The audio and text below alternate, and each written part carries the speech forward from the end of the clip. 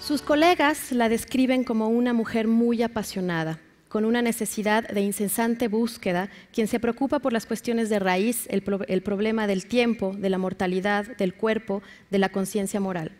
La doctora Juliana González cuenta que su verdadero despertar fue cuando se sintió movida en el fondo de su propio ser al entrar a la Facultad de Filosofía, desde la primer clase que tomó con su maestro Eduardo Nicol. La doctora dice que la facultad fue y siempre será su casa. Juliana González, doctora en filosofía. Es una de las filósofas más reconocidas de México y en el ámbito internacional. Fue directora de la Facultad de Filosofía y Letras de la UNAM, de la que es profesora emérita. Ha formado parte del Consejo Consultivo de la Comisión Nacional de Derechos Humanos, de la Comisión Nacional de Arbitraje Médico y de la Comisión Nacional de Bioética. Fue miembro de las juntas de gobierno de la UNAM, del Colegio de México y del Instituto Nacional de Medicina Genómica. Actualmente participa en el Consejo Consultivo de Ciencias de la Presidencia de la República, el órgano de gobierno del Fondo de Cultura Económica, y es miembro titular del Instituto Internacional de Filosofía. Profesora emérita de la UNAM e investigadora emérita del Sistema Nacional de Investigadores. Premio Nacional de Ciencias y Artes. Doctora honoris causa por la UNAM. Entre sus libros destacan Ética y Libertad, El Ethos, Destino del Hombre y Genoma Humano y Dignidad Humana.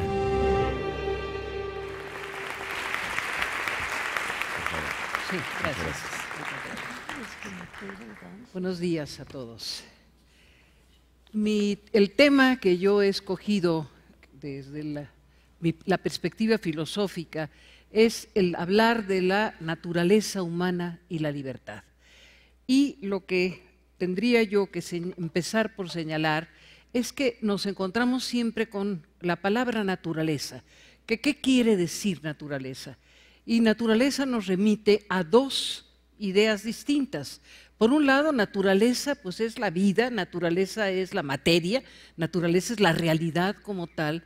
Pero por otro lado, cuando decimos la naturaleza humana, la naturaleza del arte indígena, lo que sea, estamos pensando en algo que tiene más bien que ver con aquello que es lo esencial, lo que define, en el caso de la naturaleza humana, lo que nos hace ser humanos. Entonces, desde esta perspectiva, es importante mantener esa doble significación, porque es muy significativo el hecho de que la doble significación se ha mantenido o se mantuvo durante muchísimo tiempo y todavía en varios rescoldos de nuestra propia vida contemporánea como una dualidad dicotómica excluyente. La naturaleza vital, la naturaleza material no es la naturaleza propiamente esencial tratándose del ser humano. Entonces, cuando preguntamos qué es la naturaleza humana, a lo largo de los siglos hemos creído o hemos pensado que la naturaleza humana está en eso que llamamos alma, espíritu y concretamente en la libertad. Pero entonces la naturaleza esencial y la naturaleza vital son contrarias. Esto ha venido creyendo la humanidad a lo largo de muchísimo tiempo, de siglos. Y repito, todavía hay quienes siguen manteniendo esta dicotomía, esta dualidad. Sin embargo, creo que de las cosas más significativas que han pasado en nuestro propio tiempo ha sido justamente la revolución, ya desde el Renacimiento, que tenemos en cuanto a la necesidad de ir a conocer esa naturaleza natural que estuvo condenada durante mucho tiempo y que tenemos ahora, a partir del nacimiento de las nuevas ciencias, etcétera, la necesidad de conocer, de penetrar, de poder encontrar el significado de esto que antes en realidad era lo menos importante, porque la verdadera naturaleza sería la espiritual, la que no está incluso en este mundo, sino que trasciende según las concepciones religiosas, pero no solo las concepciones religiosas, también las concepciones filosóficas. Lo que ha había predominado o ha estado tendiendo a predominar a lo largo de nuestra historia es la división, la separación.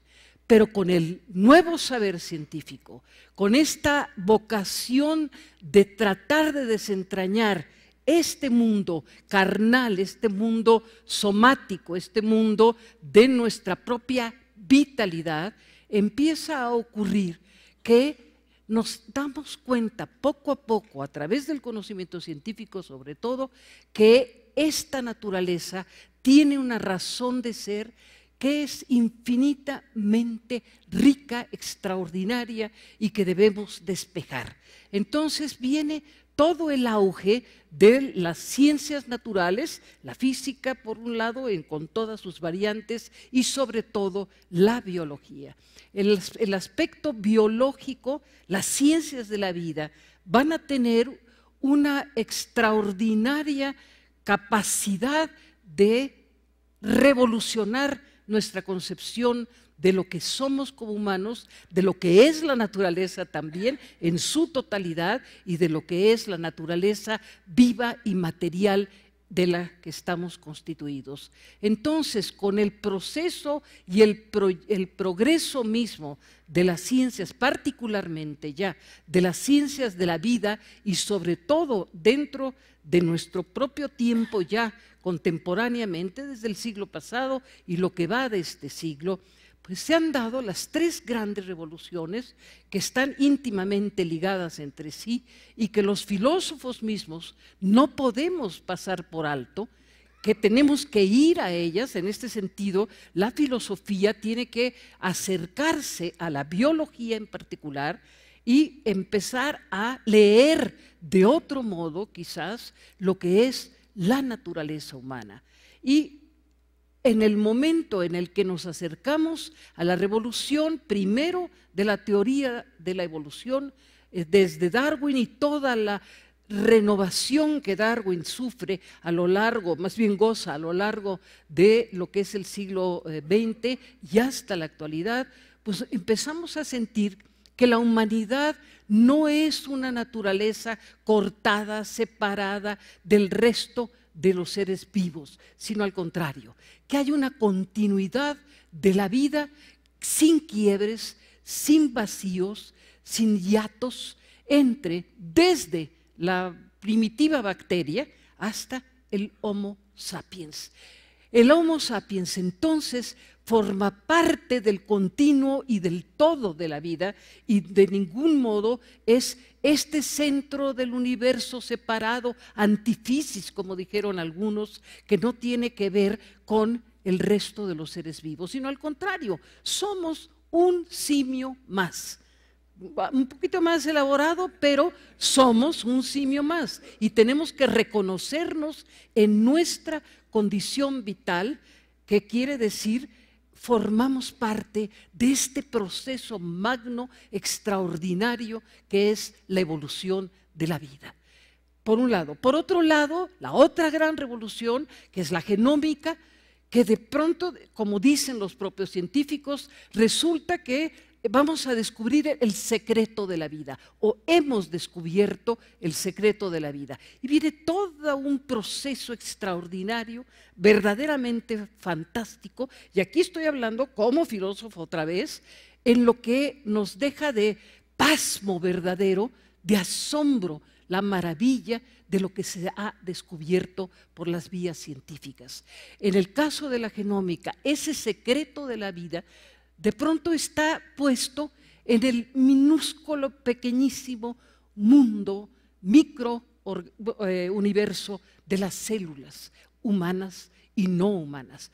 Todo lo vivo en su constitución celular está hecho de un extrañísimo ácido, o sea, de algo que es materia físico-química que forma dentro de cada célula un hilo enorme que se llama DNA, que es el ácido desóxido ribonucleico, y resulta que ahora, si antes éramos simios, ahora tenemos que reconocer que somos ácidos.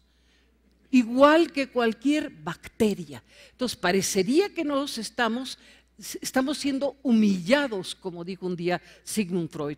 La ciencia está humillando esta condición humana y resulta que simios y ahora ácido, un determinado ácido químico que se construye en una doble hélice, etcétera, todo esto estaría sobre la base de que la humanidad y la naturaleza humana en su aspecto esencial no es distinto a su aspecto natural. Entonces, naturaleza como naturaleza material, vital, etcétera, y naturaleza esencial se empiezan a identificar.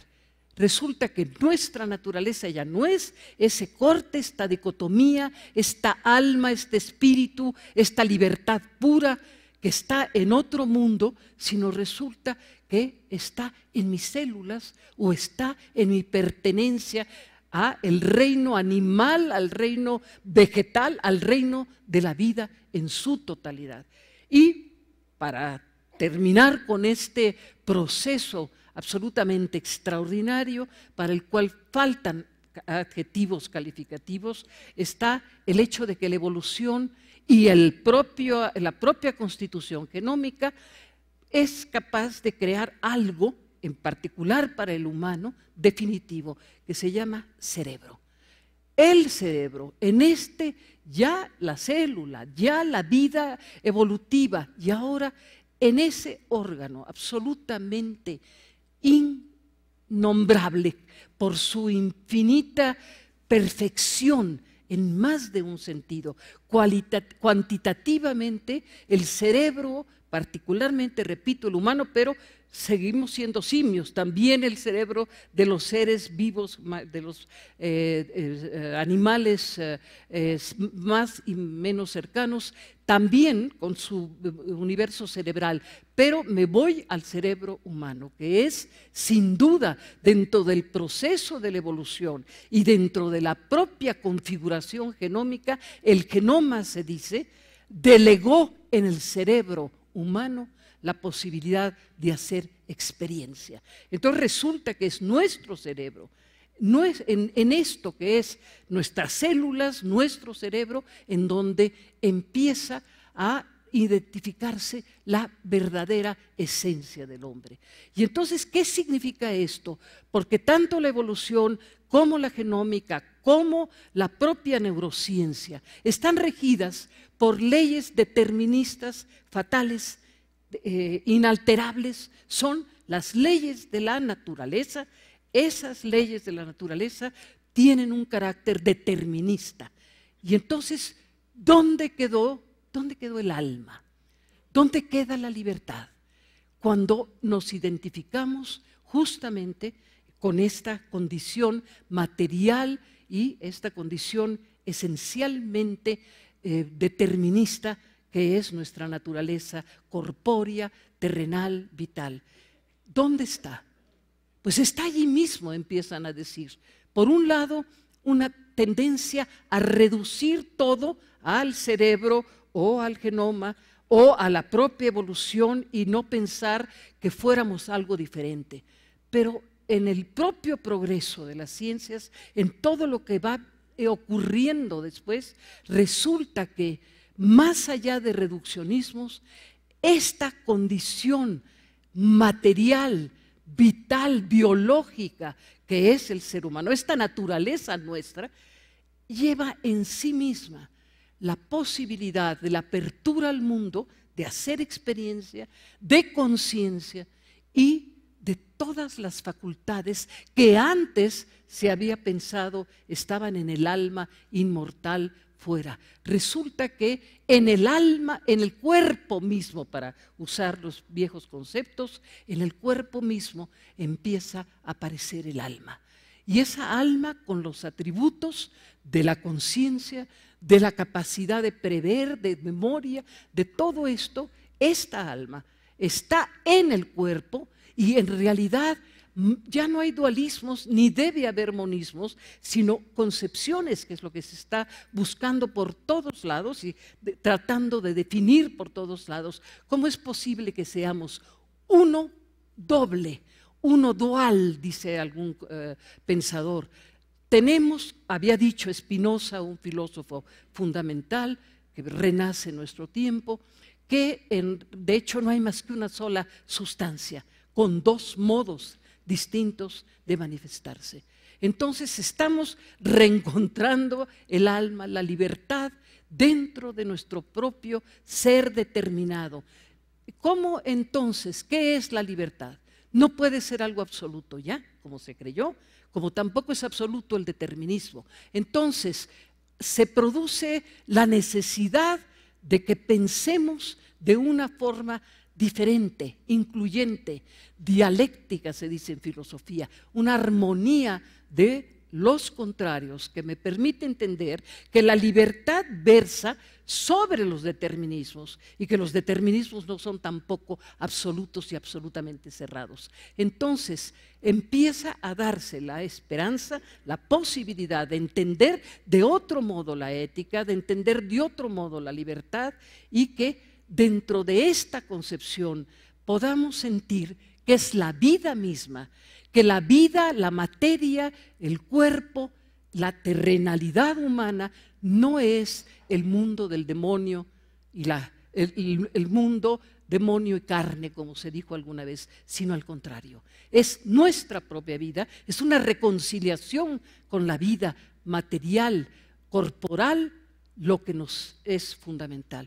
Pero en la medida misma en que reconozcamos que en esta vida material, que en esta realidad corpórea que somos, tanto por la maravilla del cerebro, la maravilla de nuestro genoma y la maravilla de nuestra especie Homo sapiens, que un día bajó de los árboles, se levantó y caminó por el universo planetario, este ser, el ser humano, tiene una dignidad, tiene una excelencia que le viene de la vida misma, que se trata de no renegar ya de la existencia actual, espacio-temporal, sino al contrario, que seamos capaces de sentir cómo nuestra libertad está en nuestra condición actual, repito, vital, material, que no tenemos que irnos a otro mundo, que no tenemos que morir para ser libres, que no tenemos tampoco, como decía por ejemplo Marx, que esperar derramar sangre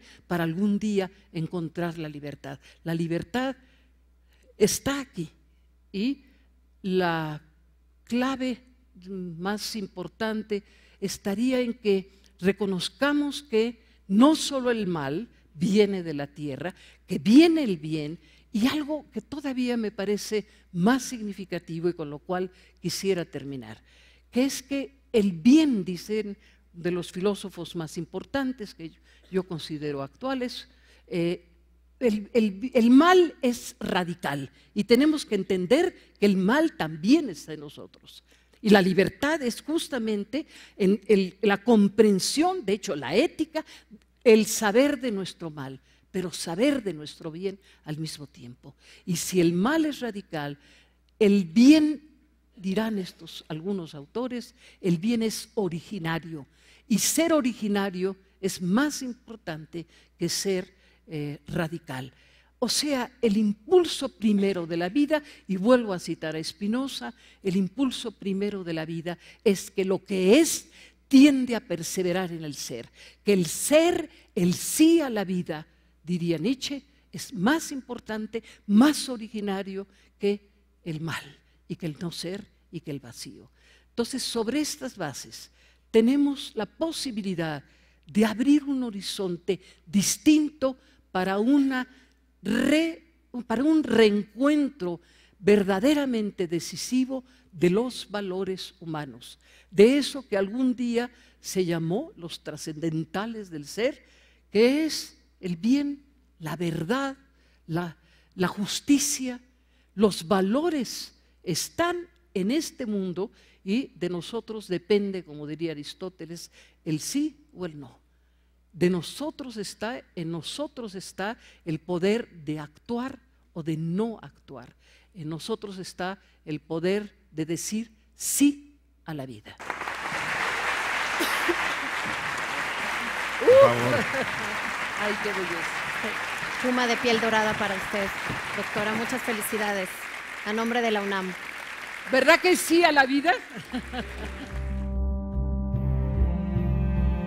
Pues la libertad es un derecho de todos los seres humanos. El verdadero ser humano es realmente libre, sin importar las condiciones en las que se encuentre. La posibilidad de actuar sin dañar a los demás. Sin que nadie o nada ejerza presión. Creo que tiene que ser como algo muy personal, inclusive hasta del pensamiento. Hacer, pensar y decir de la manera que nos haga sentir felices, cómodos, tranquilos. La forma de poder expresarte tus sentimientos, lo que piensas, lo que crees del mundo, lo que crees de ti misma, poderlo hablar y expresar a través de cualquier forma. Es el sentimiento de poder crear y expresarme sin ningún tipo de atadura. Sí te debes acomodar un poco en la sociedad, etcétera, pero vibrar como eres tú mismo. Eso para mí es la libertad, o sea... Creo que es como el lado opuesto de la moneda de la responsabilidad. No creo que la libertad esté dada de por sí y para siempre. Creo que es como un ejercicio porque hay que luchar todos los días. La libertad es, creo, aquel valor que nos lleva hacia adelante como seres humanos para perseguir aquello que anhelamos. Yo sí puedo ver que es un compromiso súper importante, que la UNAM fecunda nuestra alma para que seamos libres. Bueno, pues ahora estamos de vuelta aquí detrás del escenario, ahora con la doctora Juliana González. Juliana, muchísimas gracias, doctora, perdón, por acompañarnos aquí. Otra pregunta de nuestro auditorio. Preguntan, ¿se podría decir que somos una mezcla entre un dios y un mono? Bueno, sí se podría decir, indudablemente, porque estamos tocando la parte de la vida, pero yo creo que con decirnos que somos un animal humano en relación con animal mono, en realidad, pues somos animales todos. Lo que pasa es que el ser humano tiene pues estas facultades, fundamentalmente lo principal es el cerebro. Ese cerebro que tiene características, como ya tanto se estuvo mencionando, características de veras excepcionales. La conciencia, por ejemplo. Todo animal tiene un grado de conciencia, pero la conciencia humana es algo totalmente excepcional. Y junto con la conciencia, el universo de las emociones, el universo de la opción, que esa es la clave de la libertad. Es decir, para nosotros, bueno, la clave está, lo podemos ver con toda claridad, en que ningún simio ha pintado las cuevas de Altamira ni ha hecho las quintas sinfonías de Beethoven, o sea, la creatividad. Ahora, si somos dioses por la creación cultural, espiritual, bueno, pues somos dioses, sí somos la mezcla entre el simio y Dios. Doctora, ¿cuál cree usted? ¿Cuál podría ser un consejo que le pudiera dar a los jóvenes dentro de en qué cree que estamos perdiendo libertad? ¿En qué cree que corporalmente, mentalmente, políticamente, qué cree usted en que nos está faltando algo, le está faltando algo a los jóvenes para ser más libres dentro de lo que usted habla? Sí, en primer lugar, el que nos reconciliemos con la vida. Creo que esto es para mí el mensaje primordial, que tenemos que estar conscientes, un poco en síntesis de lo que yo trato de decir, es que el hecho de que seamos cuerpo, seamos materia, seamos vida biológica y tengamos las mismas características de cualquier animal no humano, esto no es en detrimento, esto no es una mengua de la grandeza, sino al revés, que debemos de encontrar en nuestra condición somática, física, material, la maravilla del espíritu. O sea, nos está faltando fe en las capacidades, en los valores más profundos de la vida. Eso es lo que le falta al joven. como que la caída o el bajo o el proceso de volvernos materia y volvernos vida nos ha hecho perder la conciencia de lo alto, de la grandeza, de la creatividad. Falta, entonces nos abandonamos a la pura corporeidad desanimada, diría yo, sin alma. Entonces, por ejemplo, la diferencia que hay, le voy a poner para mí la que es la imagen más perfecta que se ha hecho al respecto, que es la llama doble de Octavio Paz. Es decir, entre la pura sexualidad, la pura materialidad, es una llama, todo, pero en la parte baja, si nos quedamos nada más en el puro fuego ardiente y no somos capaces del ascenso e incluso a llegar al fuego azul de la llama doble, que es la parte más espiritual, que es lo que nos va a dar la felicidad. Lo siento, la felicidad está en lo espiritual del hombre. Un poco lo que dijo también Herminia, que cambiemos la droga por el amor. Es que hacer el amor en sentido de verdaderamente crear el amor, porque el amor no está ahí nada más, no es algo dado, el amor es una construcción del cuerpo-alma, no es simplemente corpóreo, no es pura sexualidad. Si nos quedamos en la pura sexualidad, la pobre sexualidad, yo creo que le ha ido muy mal porque se ha vuelto monótona, repetitiva, compulsiva. La sexualidad es una maravilla cuando tiene sentido, cuando está impregnada de amor. Qué bonitas palabras, doctora, son muy, muy, muy inspiradoras. Y no sé si tenemos tiempo para una pregunta más. Doctora, algo que creo que es muy importante hablar, también hace rato hablábamos con la doctora Rosaura sobre la lactancia materna, que es algo que se está perdiendo actualmente. Algo que, ayer, justamente ayer que fue el Día Internacional de la No Violencia hacia la Mujer, sabemos que hay altos números de violencia en el noviazgo. ¿Cómo ve usted dentro de su campo de estudio este fenómeno tan marcado y tan urgente en el que los jóvenes están conociendo el amor de esa forma? Ya no es que nos llega en una vida adulta en la que podemos a lo mejor decidir esto es amor, esto no, así, esto que me traten así está bien o así no, sino que empiezan a relacionarse dentro de una vida con violencia en el noviazgo. ¿Qué puede decirnos usted de esto? Bueno, pues efectivamente es el antiamor, de lo contrario de lo que yo estaba diciendo, ¿no? En realidad la violencia es la impotencia.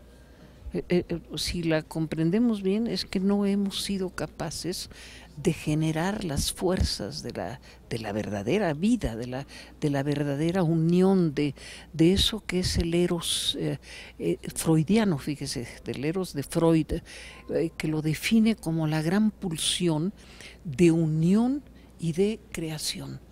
Es decir, de inventar, de pasar más allá de lo dado. O sea, si le quitamos al ser humano esta posibilidad de creatividad, de que no seamos homo creator, estamos perdidos. Entonces nos queda, pues eso, agarrarnos a golpes, el maldito machismo, pero que además es machismo de los hombres, pero también a veces la mujer. O sea, la violencia no es exclusiva de los hombres, pero la violencia es el fracaso de la vida. Es el fracaso de la vida en todos los órdenes. Es justamente lo que nos revela como puramente impotentes, estúpidos. Ningún animal es violento en sentido estricto, solo el ser humano, porque la violencia es la crueldad, la violencia es la incapacidad de ver al otro y de vernos a nosotros mismos también. Es una profunda incomprensión de todo lo que tenemos. Es como agarrar el patrimonio de la existencia y echarle un golpe, paz, ¿no? Y ya. Ese es el colmo, no hay nada, ¿no? La violencia es la nada.